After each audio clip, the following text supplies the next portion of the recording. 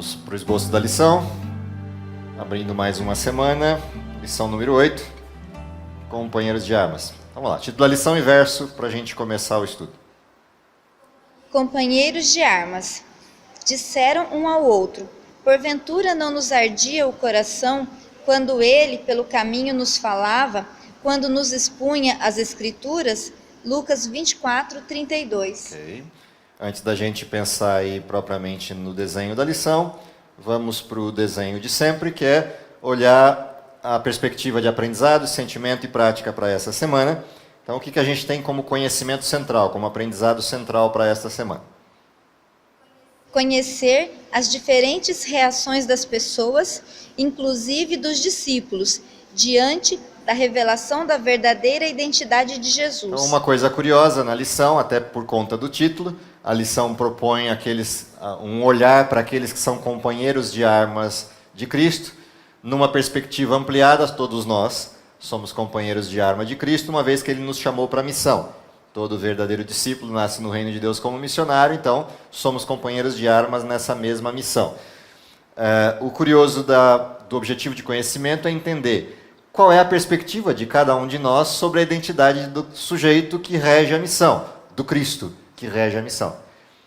E a lição nos provoca a olhar para aqueles que foram os primeiros chamados para a missão, um olhar para os apóstolos, um olhar para aqueles que viveram aquele período, para entender como eles se surpreenderam com a identidade de Jesus e de que maneira isso talvez se reproduza na forma como nós nos surpreendemos ou formamos uma identidade a respeito de quem é Jesus.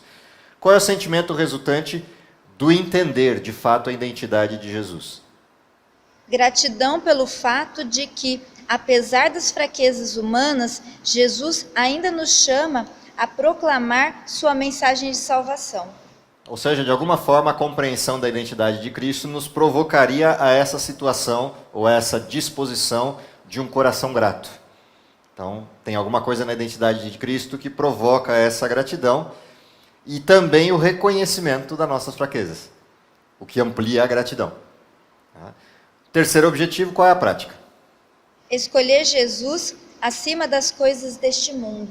Ok? Então, a nossa prática é, uma vez que eu entenda a identidade, me coloque na condição de reconhecimento de fraqueza e me disponha a agir dentro dessa condição de alguém que aceita essa graça, que ultrapassa a fraqueza e entra para a missão, o resultado como prática seria escolher Cristo, escolher viver por Cristo, acima de tudo e de qualquer coisa. Dentro do contexto do estudo da lição, a gente tem alguns blocos interessantes para serem observados. O primeiro bloco interessante de observação da lição é o próprio chamado feito aos discípulos. Essa é uma coisa interessante para observar. Quem Jesus chamou, em que circunstâncias e para quê chamou. Então, a olhar para os discípulos de Jesus, na primeira fase de contato, discipulado versus Cristo, essa quantidade de discípulos ela é bastante larga, é bastante grande, em função de que os discípulos de João viraram discípulos de Jesus. Os discípulos de João Batista viram discípulos ou seguidores de Jesus. Portanto, Jesus andava e atrás de onde ele andava iam 100, 150, 200 pessoas, que eram aquelas pessoas que acompanhavam João. Então não era pouca gente, era bastante gente. Em algumas circunstâncias 50, em outros 100, em outros 150, em outros 200, no sentido daqueles que conviviam o tempo todo, que acompanhavam Jesus para tudo que é lado. Fora isso, tinha a grande multidão que ouvia Jesus, onde Jesus passava e se aglomerava como multidão. Esses não são discípulos, são simplesmente a multidão da plateia para ouvir a mensagem de Jesus. Mas discípulos são algo nessa faixa aí, 50, 100, 150, 200, dependendo do lugar onde ele estava. Bom, dentre estes, Jesus recolhe 12 para viver perto. 12 para conviver o tempo todo. Quando a gente olha para essa escolha, para essa eleição, para esse fazer discípulos, que é esse o termo que a lição aborda, né? Nos textos que a lição escolheu para o chamado de discípulo, tem uma palavrinha aí atrás do chamado, atrás desse desenho do designar, do chamar, do convocar para ser discípulo, que é uma palavrinha que traduzida para o nosso idioma seria fazer, ou seja, Jesus fez discípulos. Duas coisas legais nessa palavra. A primeira delas é que o discípulo não nasce feito. Ele é feito por alguém. Ou seja, Jesus não chamou seguidores. Ele fez discípulos. Todos os discípulos que estavam acompanhando Jesus eram, de certa forma, seguidores de Jesus. Mas Jesus queria mais que isso. E ele fez de 12 discípulos. Portanto, há uma atitude nesse fazer. Quem poderia ser feito discípulo? Na realidade, em tese, todos eles. Todos os seguidores. Porém, alguns estavam prontos para ser feitos discípulos. E outros, talvez não. Ainda. Estariam mais para frente, talvez. E é interessante que Jesus vai lá e seleciona esses. Os que Jesus selecionou, esperava-se, se você olha de fora, que sejam os melhores, sejam os mais competentes, os mais avalizados. Quando você vai analisar o currículo, você descobre que são pouco credenciados, você não os escolheria, você olharia com um desenho totalmente distinto àqueles que Jesus escolheu. O que isso também me chama a atenção sobre essa questão do fazer, essa questão de Jesus fazer discípulo. Como eu disse, o discípulo não nasce feito, ele é feito por Jesus, só que a perspectiva da escolha está por aquilo que o sujeito pode se tornar a partir de Cristo, e não por aquilo que o sujeito é quando encontra Cristo. Portanto, ele tem um olhar diferente do que nós olharíamos para escolher alguém. Jesus olha o potencial a partir dele, não a partir do sujeito. A gente tem uma tendência de olhar o potencial a partir do sujeito. E, portanto, a gente seleciona errado. A gente escolhe errado. A gente vê errado. E, portanto, oportuniza modelos errados. Esse é talvez o maior aprendizado desse desenho da escolha, da eleição dos discípulos. A perspectiva é diferente. Portanto, guardadas as proporções do que eu vou dizer, é como se Jesus estivesse olhando para os discípulos a partir de uma falha que viesse dele, não dos discípulos. Guardadas as proporções e um monte de aspas no que eu disse, porque Jesus é perfeito, no sentido da divindade de Cristo, no sentido da completude do Cristo, no sentido de todas as coisas envolvidas no Cristo. Mas isso nos ensina uma lição. Ao olhar para o outro para eleger alguém ou para escolher alguém, a perspectiva da falha é minha, não a dele. Eu já parto do pressuposto de que ele é falho e que eu quero que ele não seja mais. Portanto, a perspectiva da falha é minha. Eu não consegui fazê-lo não falhar. Só usei o termo como comparação. Com Jesus a coisa é diferente, mas conosco deveria ser assim. Então pensa em todos os desenhos de igreja. Eleição para cargos, eleição para funções, escolha de pessoas para atuar na igreja. Qual é a perspectiva? É a da falha dele ou da minha? Eu olho pelo que ele pode ser a partir da minha convivência, e portanto a falha é minha, ou eu olho a partir da falha dele e das incompetências dele para escolher. E aí aquilo que eu defino melhor, talvez seja o sujeito que já está cheio, e portanto não tem nada para melhorar. Então, isso muda um pouquinho o desenho, e agregado ao conhecimento da lição da semana passada, que é a questão do não julgar, do plantar correto, do plantar em qualquer dimensão, para que a escolha seja... Todo esse desenho é um desenho interessante para a gente, como perspectiva, olhar. Para a gente, como perspectiva, entender. Um segundo olhar interessante dessa parte inicial de Jesus a respeito do chamado é o tempo de convivência. Então, Jesus chama, Jesus convive, Jesus se permite ver, se permite revelar, e essa revelação dá a perspectiva da transformação. Ou seja, ele oportuniza aos discípulos, pela convivência com ele, o identificar quem é Jesus. E aí ter que fazer uma escolha. É esse o Cristo que eu procurava? É esse o Cristo que eu queria? Ou eu queria outro? Isso também é interessante nesse período de convivência, nessa coisa do chamado, nessa perspectiva da eleição de Jesus e da convivência de Jesus com os discípulos, na forma como ele os traz para perto, para a missão. Qual a missão? Qual é a perspectiva? Se a lição propõe companheiros de armas, afinal de contas estamos dentro de um conflito, qual é a missão? Lutar contra Satanás? Se a gente entender equivocadamente as armas, essa é a perspectiva. Se a gente entender as armas como perspectiva de salvação, como fé, como graça, como palavra, se entender essas armas dessa forma, então qual é a missão? Não é lutar contra Satanás, no sentido de enfrentá-lo, é lutar contra as intenções de Satanás, no sentido da salvação a outros. Ou seja, o que é lutar contra Satanás? Lutar contra Satanás é fazer o que ele não quer. Salvar pessoas, levar pessoas a Cristo. Então, dentro dessa perspectiva, quando Jesus traz esses sujeitos para perto, ele traz com uma mudança comportamental. Eu quero fazer de vocês pescadores de homens. Eu quero fazer de vocês pessoas que levem salvação. Pessoas que tragam pessoas para o reino de Deus. Portanto, tirar gente das fileiras de Satanás e trazer para as fileiras de Deus. Essa é a perspectiva. Portanto, nós não estamos no mundo para tentar combater Satanás. Nós estamos no mundo para tentar salvar pessoas. Nós estamos no mundo para trazer pessoas para perto. Estamos no mundo para entregar pessoas a uma nova perspectiva. Essa nova perspectiva até muda o comportamento das pessoas para serem éticas, justas, misericordiosas, pessoas que entendam pessoas como gente, não como bichos, não como seres a serem usados. A gente muda toda a perspectiva, porque o cristianismo muda a perspectiva. Mas o objetivo final não é só uma mudança de perspectiva, não é só criar pessoas mais éticas, não é salvar este mundo. É salvar as pessoas que nele estão para um mundo perfeito como Deus planejou. Então é uma outra abordagem.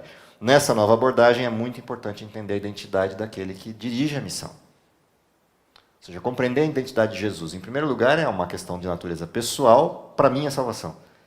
Mas em segundo lugar, é para saber que Cristo eu levo. Porque eu posso levar um Cristo falso. Um Cristo que não existe, um Cristo que eu fantasiei, um Cristo que eu imaginei fosse assim. Que foi o que aconteceu nos dias dos discípulos com aqueles que estavam em volta, com todos os sujeitos que viviam ao redor. Os sujeitos que viviam ao redor tinham uma perspectiva idealizada e fantasiosa do Cristo, que quando reconheceram a identidade do Cristo que se apresentou a eles, o negaram. Porque a perspectiva era diferente. Então, o que me leva a Cristo e o que me mantém nele? Que coisas me fazem estar próximo? Isso leva a essa segunda abordagem, ou esse segundo tronco central da lição dessa semana, que é entender essa identidade. E há uma série de textos nos evangelhos que ilustram essa perspectiva da identidade. Textos de Jesus perguntando para os discípulos quem eles dizem que eu sou. Texto dos discípulos dizendo quem é ele. Texto dos discípulos perguntando quem é Jesus, quem é este que até as tormentas lhe obedecem. Texto das pessoas perguntando sobre o Cristo, quem é este que fala com tal autoridade? Portanto, quando Jesus passava e por onde passava, não há como ter neutralidade. Quem o escutava e quem o via, de forma natural já desenvolvia a pergunta, quem é esse sujeito? Porque ele é diferente. E aí, dependendo da perspectiva formada a partir da pergunta e da resposta elaborada para essa pergunta, essas pessoas ou seguiriam ou negariam Jesus. Ou seguiriam pelos motivos corretos, ou seguiriam pelos motivos incorretos.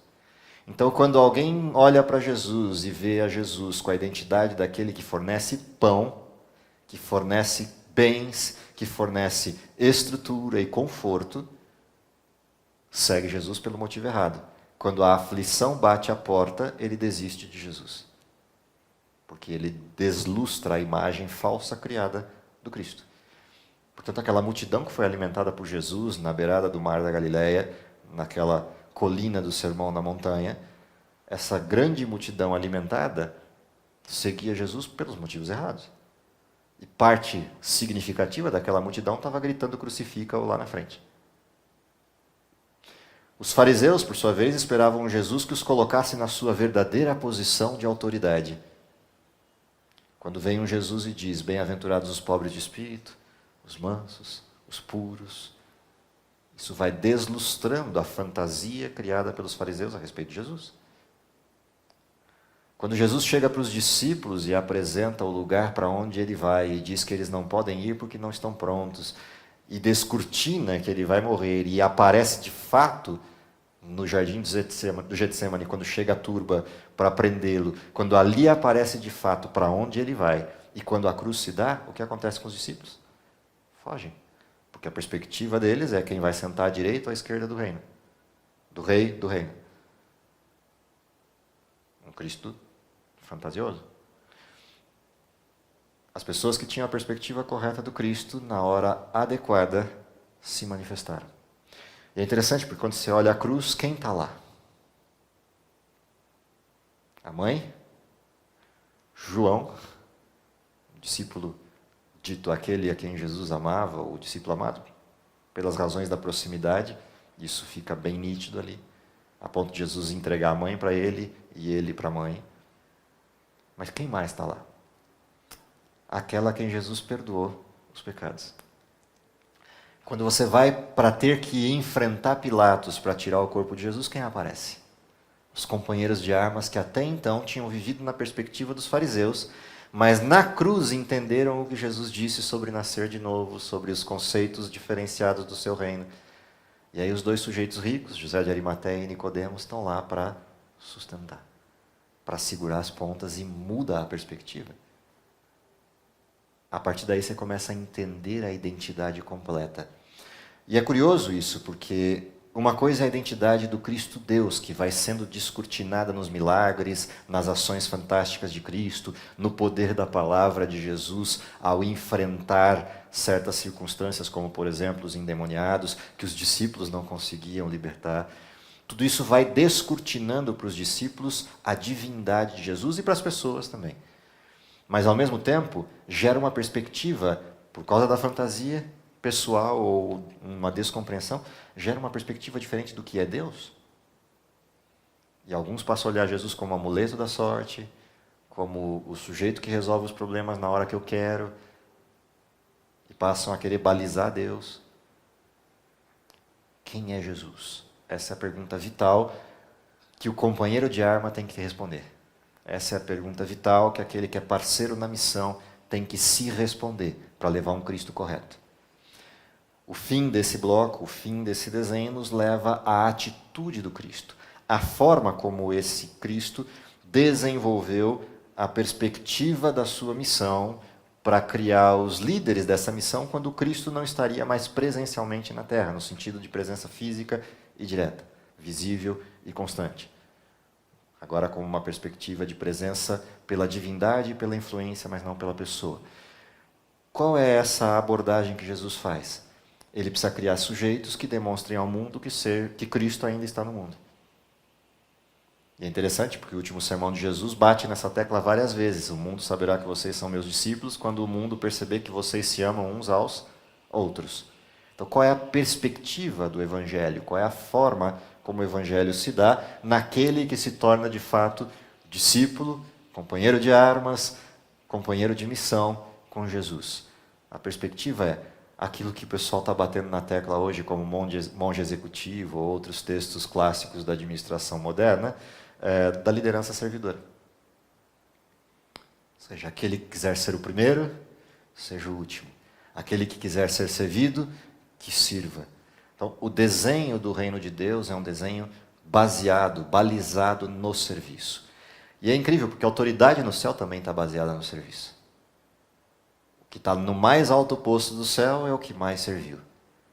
Portanto, quem confere autoridade a alguém não é o mérito no sentido da capacidade meritória e da competência meritória, mas quem confere são os que foram servidos. Portanto, na hora de escolher quem que eu vou pôr na cadeira mais alta, aquele que sempre serviu, porque eu sei que ele nunca vai mandar no sentido do autoritarismo do mando, porque o coração dele é de quem serve. Então esse senta na cadeira mais alta, Cristo. Quem senta ao lado dele? Aquele que dispôs servir. Então você tem lá Moisés, você tem lá Elias, você tem referências de serviço. Você vai descendo a hierarquia, quem está lá com a orla dos vestidos vermelha, com a marca registrada do seu serviço? Os mártires do Evangelho. Você continua olhando quem está no templo? Os que passaram pela grande tribulação. Então, a hierarquia do céu se faz por reconhecimento de serviço. Eu só estou no céu por sua causa. Então você merece estar numa autoridade maior do que a minha, não porque você vai me mandar ou porque você vai me dar ordens, mas porque é um prazer agora retribuir o fato de que eu só estou aqui por sua causa. Isso é uma perspectiva totalmente diferente daquilo que é a autoridade humana. E é assim que deveria desenvolver-se o discipulado cristão. Ou seja, as pessoas reconheceriam o que você é e o seu status, não porque você proveu status por uma distinção de mérito, mas porque elas falam, se não fosse por você, eu não estaria aqui. Então agora é hora de inverter. Você descansa e eu sirvo. No sentido apenas metafórico do que eu estou ilustrando, mas para a gente entender que assim deveria ser o mundo. Então quando Jesus diz, o mundo reconhecerá que eu ainda estou no mundo quando eu olhar para vocês, é porque isso não existe no mundo.